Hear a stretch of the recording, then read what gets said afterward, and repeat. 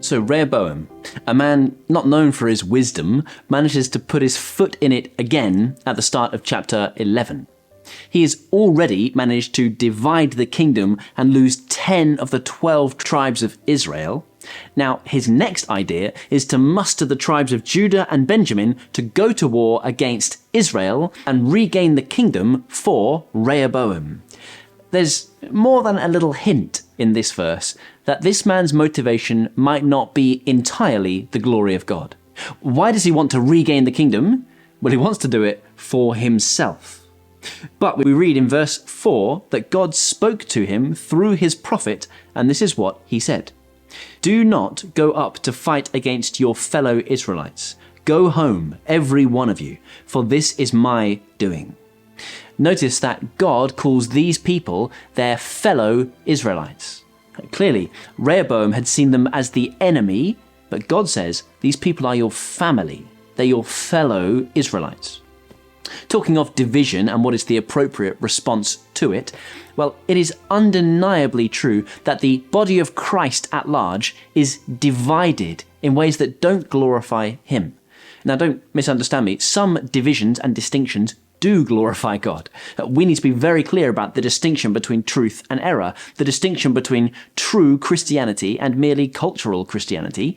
But let's be honest, we also do tend to divide within true Christianity as well, don't we? That person doesn't have all the same theological distinctives as I have, therefore they are on the other side of this dividing line. The question is, how do you treat those on the other side of the dividing line? Sometimes we think of them as the enemy, but God says they are your family, if you are all in Christ. So that church down the road, though they are a little different to yours, but they preach the gospel and love the Lord, what do you think of them? Because you ought to think the best of them, and you ought to long for their good, and you ought to look for ways to convey your unity with them, not your separation from them. If they love the Lord, and you love the Lord, they are your family, and you will be with them in glory. And so think carefully then about the way in which you choose to make war against them with your words. God himself intervenes here to stop Rehoboam doing a second silly thing in as many chapters and attacking his own people.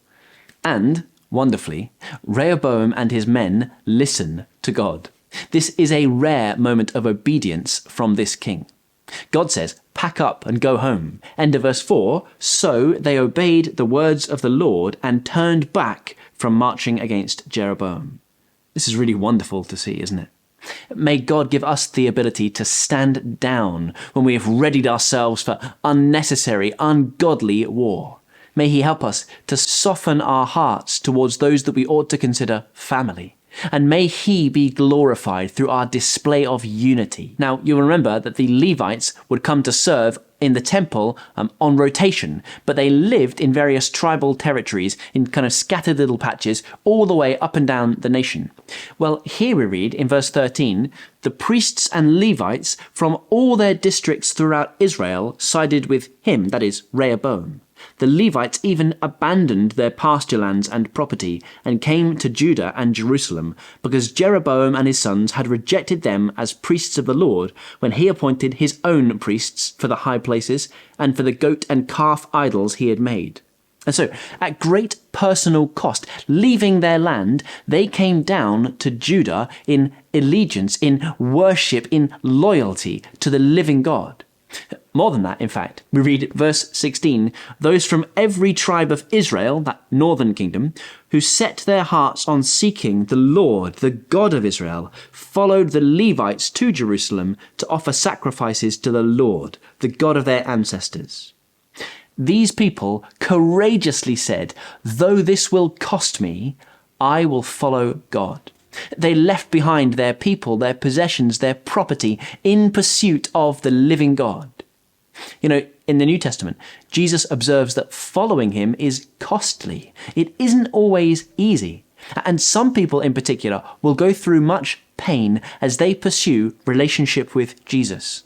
You can think of Christians in other parts of the world where following Jesus will almost certainly mean that they will have to leave behind their family, not because they want to, but because their family will reject them and revile them because of their love for the Lord. Some people will have to flee from places of intense persecution, and so they, likewise, will leave behind property and possessions, and people even, that they once loved, in order to live a life that pleases God.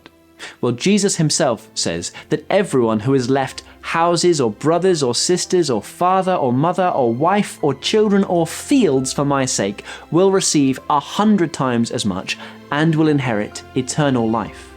And so may God help us to count the cost in following him and to calculate that it is utterly, entirely, and gloriously worth it for the sake of pursuing a courageous and committed relationship with the God that we love.